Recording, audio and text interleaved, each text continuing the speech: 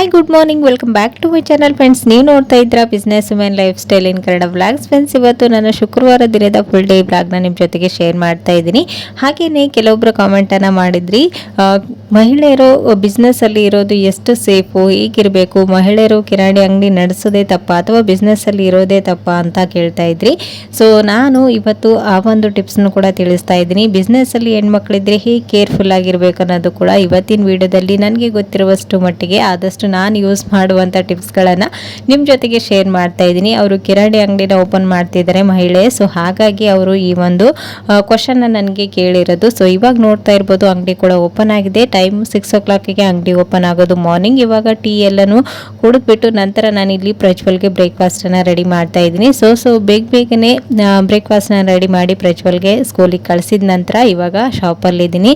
So ನೋಡ್ತಾ ಇರ್ಬೋದು, ಈ ಮನೆಯಲ್ಲೇ ಬಿಸ್ನೆಸ್ ಇರೋದ್ರಿಂದ ಗಂಡು ಮಕ್ಕಳಾಗಿರ್ಬೋದು ಹೆಣ್ಮಕ್ಳಾಗಿರ್ಬೋದು ಇಬ್ಬರೂ ಕೂಡ ಸೇರಿ ಮಾಡಬೇಕಾಗತ್ತೆ. ಸೊ ಯಾವುದೇ ಬಿಸ್ನೆಸ್ ಆಗಲಿ ಇದೇ ಬಿಸ್ನೆಸ್ ಅಂತ ಇಲ್ಲ.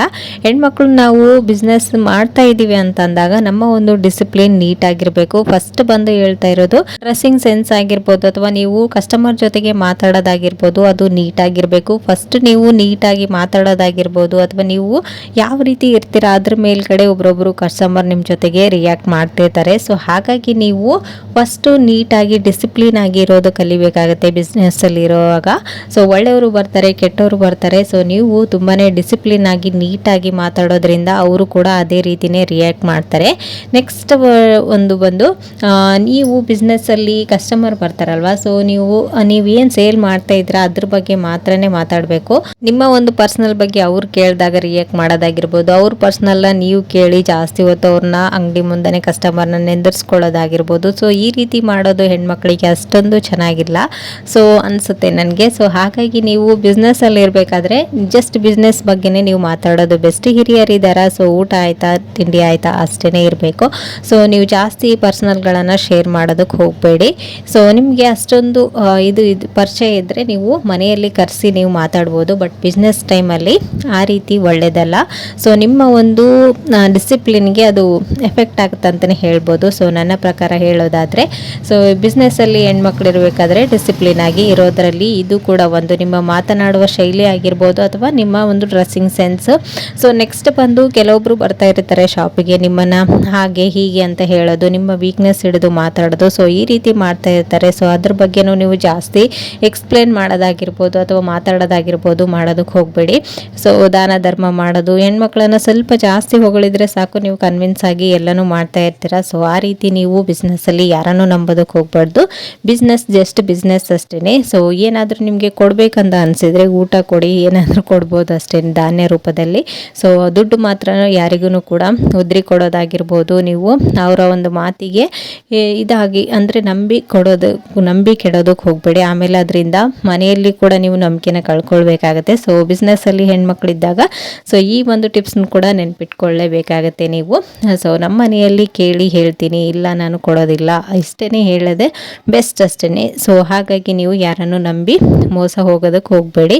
ಸೊ ಹೆಣ್ಮಕ್ಳಂದಮೇಲೆ ಸ್ವಲ್ಪ ಕನ್ವಿನ್ಸ್ ಮಾಡ್ತಾರೆ ಕಸ್ಟಮರ್. ಸೊ ನೀವು ಅವರ ಮಾತಿಗೆ ಮರಳಾಗಿ ನಂಬಿ ಯಾವುದೇ ರೀತಿ ಬಿಸ್ನೆಸ್ಸನ್ನು ಲಾಸ್ ಮಾಡ್ಕೊಳ್ಳೋದಕ್ಕೆ ಹೋಗಬೇಡಿ. ನೀವು ಸ್ಟ್ರಿಕ್ ಆಗಿದ್ದರೆ ಅವರೂ ಕೂಡ ಇನ್ನೊಂದ್ಸರಿ ಕೇಳೋದಕ್ಕೂ ಹಿಂದೆ ಮುಂದೆ ನೋಡ್ತಾರೆ. ಸೊ ಈ ಟಿಪ್ಸ್ನು ಕೂಡ ಫಾಲೋ ಅಪ್ ಮಾಡಿ ನೋಡಿ. ಸೊ ಇದೇ ಥರ ಇನ್ನೂ ಹಲವಾರು ಟ್ರಿಕ್ಸ್ಗಳಿದೆ. ಸೊ ಹೆಣ್ಮಕ್ಳೇನು ಬಿಸ್ನೆಸ್ ಮಾಡೋದೇನು ತಪ್ಪಲ್ಲ, ಮನೆಯವರಿಗೆ ನಾವು ಸಪೋರ್ಟ್ ಆಗಿ ಹೆಲ್ಪ್ ಮಾಡೋದ್ರಲ್ಲಿ ಏನೂ ತಪ್ಪಿಲ್ಲ. ಬಟ್ ಅದರದ್ದೇ ಆದಂಥ ಕೆಲವೊಂದು ರೂಲ್ಸ್ಗಳಿರುತ್ತೆ. ಸೊ ನೀವು ಮಾತನಾಡೋ ಶೈಲಿ ಆಗಿರ್ಬೋದು, ನೀವು ನಡ್ಕೊಳ್ಳೋ ರೀತಿಯಿಂದನೂ ಕೂಡ ಜನ ನಿಮ್ಮನ್ನು ಟ್ರೀಟ್ ಮಾಡ್ತಿರ್ತಾರೆ. ಸೊ ಹಾಗಾಗಿ ನೀವು ಕೇರ್ಫುಲ್ ಆಗಿ ನೀವು ಬಿಸ್ನೆಸ್ಸನ್ನು ಮಾಡ್ಬೋದು, ತಪ್ಪೇನಿಲ್ಲ, ಅದೇನು ಕ್ರೈಮ್ ಅಲ್ಲ.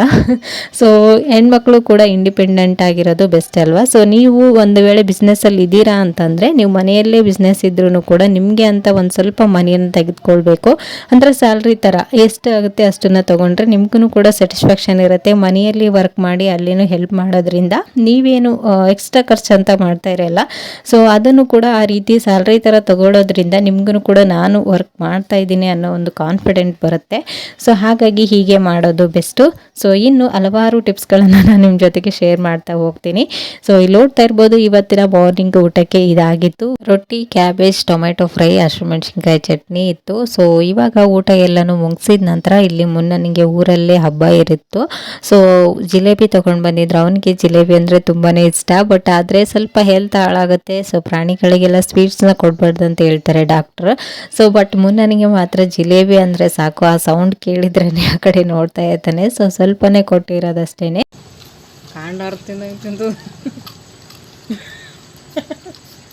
ಅದು ವೈಟ್ ಸಾಕ್ಸ್ ಹಾಗೆ ಯೂನಿಫಾರ್ಮ್ಗಳನ್ನು ಹೇಗೆ ಕ್ಲೀನ್ ಮಾಡ್ಕೊಳ್ಳೋದು ಈಸಿಯಾಗಿ ತಿಳಿಸಿ ಅಂತ ಕೆಲವೊಬ್ಬರು ರಿಕ್ವೆಸ್ಟನ್ನು ಕೂಡ ಮಾಡಿದ್ರು ಇನ್ಸ್ಟಾಗ್ರಾಮಲ್ಲಿ.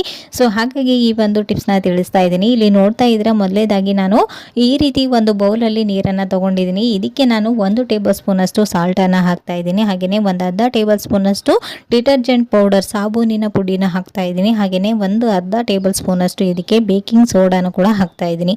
ಇವು ಮೂರನ್ನು ಹಾಕಿ ನೀಟಾಗಿ ಈ ರೀತಿ ಮಿಕ್ಸ್ ಮಾಡ್ಕೊಳ್ಬೇಕು. ನಂತರ ಕೊಳೆ ಆಗಿರುವಂಥ ವೈಟ್ ಸಾಕ್ಸ್ ಆಗಿರ್ಬೋದು ಅಥವಾ ವೈಟ್ ಯೂನಿಫಾರ್ಮನ್ನು ಇದರಲ್ಲಿ ಮುಳುಗಿಸಿ ಒಂದು 10 ಮಿನಿಟ್ಸ್ ಹಾಗೆಯೇ ಬಿಡಬೇಕು. ಒಂದು ಸ್ವಲ್ಪ ಉಗುರು ಬೆಚ್ಚಗಿನ ನೀರಲ್ಲಿ ಇಟ್ಟರೆ ಅಂದರೂ ಇದು ಇನ್ನೂ ಬೇಗನೆ ಕೊಳೆನ ಬಿಟ್ಕೊಳ್ಳುತ್ತೆ. ಸೊ ನೀವು ತಣ್ಣೀರಲ್ಲಿಟ್ಟರೆ ಒಂದು 10 ಮಿನಿಟ್ಸ್ ಅಥವಾ 15 ಮಿನಿಟ್ಸ್ವರೆಗೂ ಬಿಟ್ಟರೆ ಸಾಕಾಗುತ್ತೆ.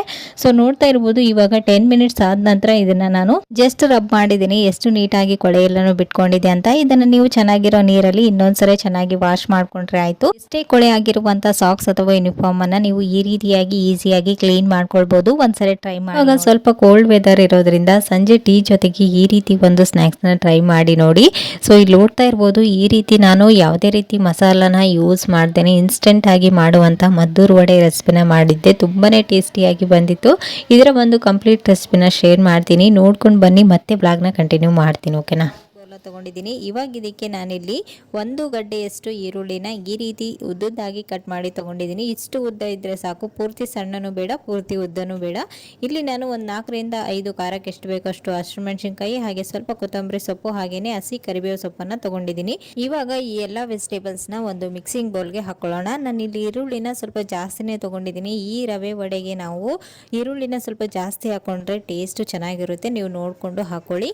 ಇವಾಗ ಇವೆಲ್ಲವನ್ನು ಸೇರಿಸ್ಕೊಂಡ ನಂತರ ನಾನು ಇದಕ್ಕೆ ತಕ್ಕಷ್ಟು ಉಪ್ಪನ್ನು ಕೂಡ ಸೇರಿಸ್ಕೊಳ್ತಾ ಇದ್ದೀನಿ. ಹಾಗೇನೆ ನಾನಿಲ್ಲಿ 1 ಟೇಬಲ್ ಸ್ಪೂನ್ ಅಷ್ಟು ಅಲ್ಲ ಬೆಳ್ಳುಳ್ಳಿ ಪೇಸ್ಟ್ ಅನ್ನ ಹಾಕೊಳ್ತಾ ಇದ್ದೀನಿ. ಇವಾಗ ಸಾಲ್ಟ್ ಅನ್ನ ಸೇರಿಸಿರೋದ್ರಿಂದ ಈರುಳ್ಳಿ ನೀರು ಬಿಟ್ಕೊಳ್ಳೋದಕ್ಕೆ ಸ್ಟಾರ್ಟ್ ಆಗುತ್ತೆ. ಈ ನೀರಿನ ಅಂಶದಲ್ಲಿನೇ ಇದೆಲ್ಲ ಮಸಾಲೆನೂ ಚೆನ್ನಾಗಿ ಈ ರೀತಿಯಾಗಿ ಮಿಕ್ಸ್ ಮಾಡ್ಕೊಳ್ಬೇಕು. ಇಲ್ಲಿ ನೋಡ್ತಾ ಇದ್ರೆ ಇವಾಗ ಮಸಾಲೆನ ಚೆನ್ನಾಗಿ ಕಿವುಚ್ಬಿಟ್ಟು ಈ ರೀತಿಯಾಗಿ ಮಿಕ್ಸ್ ಮಾಡಿಟ್ಕೊಂಡಿದ್ದೀನಿ.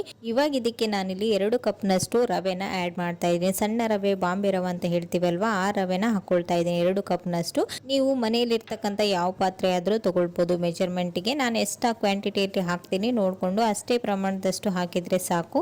ಇವಾಗ ಇಲ್ಲಿ ನೋಡ್ತಾ ಇದ್ದೀರಾ ನಾನು ರವೆನ ಹಾಕಿಬಿಟ್ಟು ಈರುಳ್ಳಿಯಲ್ಲಿರುವಂಥ ನೀರಿನ ಅಂಶದಲ್ಲಿನೇ ಚೆನ್ನಾಗಿ ಮಿಕ್ಸ್ ಮಾಡ್ಕೊಳ್ತಾ ಇದ್ದೀನಿ ಈ ರೀತಿಯಾಗಿ. ಇದು ಒಂದು 2 ರಿಂದ 3 ನಿಮಿಷಗಳ ಕಾಲ ಟೈಮ್ ಹಿಡಿಯುತ್ತೆ. ಈ ರೀತಿಯಾಗಿನೇ ಮಿಕ್ಸ್ ಮಾಡ್ಕೊಳ್ಬೇಕು. ಇಲ್ಲಿ ನೋಡ್ತಾ ಇದ್ದೀರಾ ಇವಾಗ ನೀರಿನ ಅಂಶ ಎಲ್ಲಾನು ಚೆನ್ನಾಗಿ ಬಿಟ್ಕೊಂಡಿದೆ ಈರುಳ್ಳಿ. ಸೋಜಿ ಇವಾಗ ಸ್ವಲ್ಪ ಗಟ್ಟಿ ಅದಕ್ಕೆ ಬರ್ತಾ ಇದೆ. ಇಲ್ಲಿ ನೋಡ್ತಾ ಇದ್ದೀರಾ ಈ ವಡೆ ಮಾಡೋದಕ್ಕೆ ನಾವು 1 ಹನಿನೂ ನೀರು ಬಳಸೋ ಆಗಿಲ್ಲ. ನೀರಿನ ಬದಲಾಗಿ ನಾನಿಲ್ಲಿ ಕೆನೆ ಮೊಸರನ್ನ ಯೂಸ್ ಮಾಡ್ತಾ ಇದ್ದೀನಿ. ನೀವು ಹುಳಿ ಬಂದಿರುವಂಥ ಕೆನೆ ಮೊಸರನ್ನ ಆ್ಯಡ್ ಮಾಡಿಕೊಂಡ್ರೆ ಈ ವಡೆ ತುಂಬ ಟೇಸ್ಟಿಯಾಗಿ ಬರುತ್ತೆ. ನೀವು ಸಿಹಿ ಮೊಸರನ್ನ ಯೂಸ್ ಮಾಡಿರೋದ್ರಾದರೆ ಅರ್ಧ ಟೇಬಲ್ ಸ್ಪೂನಷ್ಟು ಅಡುಗೆ ಸೋಡಾನ ಯೂಸ್ ಮಾಡ್ಕೊಳ್ಳಿ. ನಾನಿಲ್ಲಿ ನಿನ್ನೆ ರಾತ್ರಿ ಉಳಿದಿರ್ತಕ್ಕಂಥ ಹಾಲಿಗೆನೆ ಎಪ್ಪಾಕಿಟ್ಟಿದೆ, ಚೆನ್ನಾಗಿ ಹೊರಗಡೆ ಇಟ್ಟಿರೋದ್ರಿಂದ ಹುಳಿ ಬಂದಿದೆ ಮೊಸರು, ಅದನ್ನೇ ಯೂಸ್ ಮಾಡ್ತಾ ಇದ್ದೀನಿ. ನಾನಿಲ್ಲಿ 2 ಕಪ್ ಇದ್ರೆ ಈ ಹದಕ್ಕಿರಬೇಕು. ಸ್ವಲ್ಪ ತೆಳು ಇದ್ರೇ ರವೆ ಎಲ್ಲ ನೆಂದ ನಂತರ ಅದು ಮತ್ತೆ ಸ್ವಲ್ಪ ಗಟ್ಟಿ ಹದಕ್ಕೆ ಬರುತ್ತೆ. ಸೊ ಹಾಗಾಗಿ ಈ ರೀತಿಯಾಗಿ ಇದನ್ನ ಮಿಕ್ಸ್ ಮಾಡ್ಕೊಂಡು ಇಟ್ಕೊಳ್ಳಿ. ಇವಾಗ ಇದನ್ನ ಹಾಗೇನೆ ತಟ್ಟಿ ನಾವು ಎಣ್ಣೆಲಿ ಹಾಕೊಂಡ್ರೆ ತುಂಬಾನೇ ಎಣ್ಣೆ ಕುಡಿಯುತ್ತೆ ಈ ರವೆ ವಡೆ. ಸೊ ಹಾಗಾಗಿ ನಾವು ಇದನ್ನ ಒಂದು 10 ನಿಮಿಷಗಳ ಕಾಲ ರೆಸ್ಟ್ ಮಾಡಲು ಬಿಡಬೇಕು. ಇವಾಗ 10 ನಿಮಿಷ ಆಗಿದೆ. ನಾನು ಇಲ್ಲಿ ತೋರಿಸ್ತಾ ಇದ್ದೆ ನೋಡಿ ಸೋಜಿ ಯಾವ ರೀತಿ ಸ್ಮೂತ್ ಆಗಿದೆ ಅಂತ. ಹಿಟ್ಟು ಹಾಕಿದ್ರೆ ಯಾವ ರೀತಿ ಇರುತ್ತೆ ವಡೆ ಆ ಥರನೇ ಕಾಣಿಸ್ತಾ ಇದೆ. ಆ ಥರ ಇರಬೇಕು. ಅವಾಗನೇ ನಾವು ಸ್ವಲ್ಪ ಕೈಗೆ ಎಣ್ಣೆನ ಹಚ್ಕೊಂಡ್ಬಿಟ್ಟು ಯಾವ ಶೇಪ್ಗೆ ಬೇಕೋ ಆ ಶೇಪ್ಗೆ ಇದನ್ನ ತಟ್ಕೊಳ್ಳೋದಷ್ಟೇನೆ. ಇಲ್ಲಿ ನೋಡ್ತಾ ಇದ್ರೆ ಎಷ್ಟು ಚೆನ್ನಾಗಿ ಸ್ಮೂತ್ ಆಗಿದೆ ಅಂತೇಳಿ. ಒಂದು ವೇಳೆ ತೆಳು ಅಂತ ಅನಿಸಿದ್ರೆ ಸ್ವಲ್ಪ ಸೋಜಿನೂ ಕೂಡ ನೀವು ಆ್ಯಡ್ ಮಾಡ್ಕೊಳ್ಬೋದು. 1-2 ನಿಮಿಷದ ನಂತರ ನೀವು ಇದನ್ನ ತಟ್ಟಿ ವಡೆನ ಫ್ರೈ ಮಾಡ್ಕೊಳ್ಬೇಕು. ಇವಾಗ ಇಲ್ಲಿ ನೋಡ್ತಾ ಇದ್ರ ಇದನ್ನ ಒಂದು ಪಾರ್ಲಿಜಿ ಕವರ್ ಅಥವಾ ನೀವು ಆಯಿಲ್ ಕವರ್ ಆದ್ರೂ ತಗೊಳ್ಬೋದು. ಅದ್ರ ಮೇಲ್ಗಡೆ ಸ್ವಲ್ಪ ಎಣ್ಣೆನ ಹಚ್ಬಿಟ್ಟು ಈ ರೀತಿಯಾಗಿ ರೌಂಡ್ ಶೇಪಲ್ಲಿ ನಾನು ತಟ್ಕೊಳ್ತಾ ಇದ್ದೀನಿ. ತುಂಬ ತೆಳುನೂ ಬೇಡ ಪೂರ್ತಿ ದಪ್ಪನೂ ಬೇಡ, ಈ ರೀತಿಯಾಗಿ ಮೀಡಿಯಂ ಆಗಿರಬೇಕು ಈ ವಡೆ. ಇಲ್ಲಿ ನೋಡ್ತಾ ಇದ್ರ ತುಂಬಾನೇ ಕ್ರಿಸ್ಪಿಯಾಗಿ ಚೆನ್ನಾಗಿ ಬರುತ್ತೆ. ಇದರಲ್ಲಿ ಈರುಳ್ಳಿ ಸ್ವಲ್ಪ ಜಾಸ್ತಿ ಹಾಕಿರೋದ್ರಿಂದ ಅಲ್ಲಲ್ಲಿ ಈರುಳ್ಳಿ ಫ್ಲೇವರ್ ತುಂಬಾನೇ ಚೆನ್ನಾಗಿರುತ್ತೆ. ನೀವು ಒಂದ್ಸರಿ ಖಂಡಿತ ಟ್ರೈ ಮಾಡಿ. ತುಂಬಾ ಈಸಿ ಆದಂಥ ರೆಸಿಪಿ ಇದು. ಯಾವುದೇ ರೀತಿ ಹಿಟ್ಟು ಬೇಕಾಗಿಲ್ಲ, ಹಾಗೆ ಮಸಾಲ ಐಟಮ್ಸ್ಗಳನ್ನು ಆ್ಯಡ್ ಮಾಡೋ ಅವಶ್ಯಕತೆ ಇಲ್ಲ. ಜಸ್ಟ್ ಒಂದು ಕಪ್ ರವೆ ಇದ್ದರೆ ಸಾಕು, ನೀವು ಈ ಥರ ಒಂದು ಕ್ರಿಸ್ಪಿ ಆದ ಹಾಗೂ ಟೇಸ್ಟಿ ಆದಂತಹ ರವೆ ವಡೆನ ಮಾಡ್ಕೊಳ್ಬೋದು. ಇವಾಗ ಇಲ್ಲಿ ನೋಡ್ತಾ ಇದ್ರೆ ಎಲ್ಲಾನು ನಾನು ಈ ಥರ ಒಂದೇ ಶೇಪಲ್ಲಿ ಮಾಡಿ ಇಟ್ಟಿದ್ದೀನಿ. ಇದು ನನಗೆ 2 ಕಪ್ ರವೆಯಲ್ಲಿ ನನಗೆ ಒಂದು 10ರಿಂದ 15 ವಡೆಗಳಾಯಿತು. ನೀವು ಸಣ್ಣ ಸಣ್ಣದು ಮಾಡೋರಾದರೆ ಒಂದು 20ರಿಂದ 25 ವಡೆಗಳಾಗುತ್ತೆ. ಇವಾಗ ಇಲ್ಲಿ ನೋಡ್ತಾ ಇದ್ರೆ ಎಲ್ಲಾನು ರೆಡಿ ಮಾಡಿ ಇಟ್ಕೊಂಡಿದ್ದೀನಿ. ಇವಾಗ ಈ ಕಡೆ ಎಣ್ಣೆ ಕೂಡ ಕಾಯಕ್ಕಿಟ್ಟಿದ್ದೀನಿ. ಎಣ್ಣೆನ ನೀವು ಗಮನಿಸಿರ್ಬೋದು, ಈ ವಡೆ ಫ್ರೈ ಮಾಡೋದಕ್ಕೆ ಸ್ಟವ್ನ ಹೈಯಲ್ಲೇ ಇಟ್ಟಿರಬೇಕು. ನಾವು ಎಣ್ಣೆ ತುಂಬ ಕಾದಾಗನೇ ನಾವು ಈ ವಡೆನ ಫ್ರೈ ಮಾಡ್ಕೊಳ್ಬೇಕು. ಸ್ಲೋ ಫ್ಲೇಮಲ್ಲಿ ಇಟ್ಟರೆ ಅಂದರೆ ತುಂಬ ವಡೆ ಎಣ್ಣೆನ ಹೇಳ್ಕೊಳ್ಳುತ್ತೆ. ಸೊ ಹಾಗಾಗಿ ನೀವು ಸ್ವಲ್ಪ ಹೈಯಲ್ಲಿ ಇಟ್ಕೊಂಡು ನಂತರ ಬೇಕಂದರೆ ನೀವು ಮೀಡಿಯಂ ಫ್ಲೇಮ್ ಮಾಡ್ಕೊಳ್ಳಿ. ಇವಾಗ ಇಲ್ಲಿ ನೋಡ್ತಾ ಇದ್ರೆ ಒಂದು ಸೈಡ್ ಚೆನ್ನಾಗಿ ಫ್ರೈ ಆದ ನಂತರನೇ ನಾವು ಈ ವಡೆನ ಟರ್ನ್ ಮಾಡ್ಕೊಳ್ಬೇಕು. ನೆನಪಿರಲಿ ನಿಮಗೆ. ಇವಾಗ ಒಂದು ವಡೆ ಚೆನ್ನಾಗಿ ಫ್ರೈ ಆಗ್ತಾ ಇದೆ. ಇವಾಗ ಇನ್ನೊಂದು ನೆಕ್ಸ್ಟ್ ಒಂದು ವಡೆನ ಹಾಕೊಂಡು ಚೆನ್ನಾಗಿ ಫ್ರೈ ಮಾಡ್ಕೊಳ್ತಾ ಇದ್ದೀನಿ. ಇಲ್ಲಿ ನೋಡ್ತಾ ಇದ್ರೆ 1-2 ನಿಮಿಷಗಳ ಕಾಲ ಪೇಷನ್ಸಿಂದ ಈ ವಡೆನ ಫ್ರೈ ಮಾಡ್ಕೊಳ್ಳಿ. ಸ್ವಲ್ಪ ಟೈಮ್ ಹಿಡಿಯುತ್ತೆ ಫ್ರೈ ಮಾಡ್ಕೊಳ್ಳುವಾಗ. ಈ ವಡೆ ತುಂಬ ಕ್ರಿಸ್ಪಿಯಾಗಿ ಬರಬೇಕಂದ್ರೆ ಇದನ್ನ ಚೆನ್ನಾಗಿ 2 ಕಡೆನೂ ಈ ರೀತಿ ಒಂಬಣ್ಣ ಬರೋವರೆಗೂ ನೀಟಾಗಿ ಫ್ರೈ ಮಾಡ್ಕೊಳ್ಬೇಕು. ಇಲ್ಲಿ ನೋಡ್ತಾ ಇದ್ರೆ ಒಳ್ಳೆ ಕಲರ್ ಬಂದಿದೆ. ಇವಾಗ ಇದನ್ನ ನಾನು ಆಯಿಲಿಂದ ಸಪರೇಟ್ ಮಾಡ್ತಾ ಇದ್ದೀನಿ. ನಾವು ಇದನ್ನ ನೆನೆಸಿ ಇಟ್ಟಿರೋದ್ರಿಂದ ಯಾವುದೇ ರೀತಿ ಎಣ್ಣೆನ ಹೇಳ್ಕೊಳ್ಳೋದಿಲ್ಲ, ತುಂಬಾನೇ ಗರಿ ಗರಿ ಇರುತ್ತೆ ಫ್ರೆಂಡ್ಸ್. ಇವಾಗ ಇದನ್ನ ಬಿಸಿ ಬಿಸಿಯಾಗಿ ಟೊಮೆಟೊ ಚಟ್ನಿ ಆಗಿರ್ಬೋದು, ಟೊಮೆಟೊ ಕೆಚಪ್ ಆಗಿರ್ಬೋದು, ಹಾಗೆ ಕೊಕೊನಟ್ ಚಟ್ನಿ ಜೊತೆಗೂ ನೀವು ಸರ್ವ್ ಮಾಡ್ಬೋದು. ಸೊ ಫ್ರೆಂಡ್ಸ್, ನೋಡಿದ್ರಲ್ವಾ ಎಷ್ಟು ಈಸಿಯಾಗಿ ಕಲರ್ಫುಲ್ ಆದಂಥ ಸ್ನ್ಯಾಕ್ಸ್ ರೆಸಿಪಿನ ನೀವು ಮಾಡ್ಬೋದು ಅಂತೇಳಿ. ಮಕ್ಕಳು ಕೇಳಿದಾಗ ಇನ್ಸ್ಟೆಂಟಾಗಿ ಒಂದು 15 ಮಿನಿಟ್ಸಲ್ಲಿ ಈ ರೀತಿ ಸ್ನ್ಯಾಕ್ಸ್ನ ಮಾಡಿಕೊಡ್ಬೋದು. ಎಷ್ಟು ಕಲರ್ಫುಲ್ ಆಗಿದೆ ಅಲ್ವಾ. ಟೇಸ್ಟ್ ವೈಸ್ ಕೂಡ ಅಷ್ಟೇ ತುಂಬಾ ಟೇಸ್ಟಿಯಾಗಿ ಬಂದಿತ್ತು. ಇವಾಗ ಸ್ನ್ಯಾಕ್ಸ್ ಎಲ್ಲ ತಿಂದು ಇನ್ನು ಸ್ವಲ್ಪ ಊಟಕ್ಕೆ ಸ್ವಲ್ಪ ಪಲಾವ್ನ ಮಾಡ್ಕೊಂಡಿದ್ದೆ ಅಷ್ಟೇ. ಸೊ ಇನ್ನೇನು 9 o'clock ಆಗ್ತಾ ಬಂದಿತ್ತು. ಸೊ ಶಾಪ್ ಕೂಡ ಕ್ಲೋಸ್ ಮಾಡೋದು. ಸೊ ಇದಾಗಿತ್ತು ಇವತ್ತಿನ ದಿನದ ಒಂದು ಫುಲ್ ಡೇ ಬ್ಲಾಗ್. ಇವತ್ತಿನ ಬ್ಲಾಗ್ನ ಇಲ್ಲಿಗೆ ಎಂಡ್ ಮಾಡ್ತೀನಿ. ಮತ್ತು ನಾಳಿನ ಬ್ಲಾಗಲ್ಲಿ ಸಿಗ್ತೀನಿ. ಅಲ್ಲಿವರೆಗೂ ಕೇರ್, ಬಾಯ್.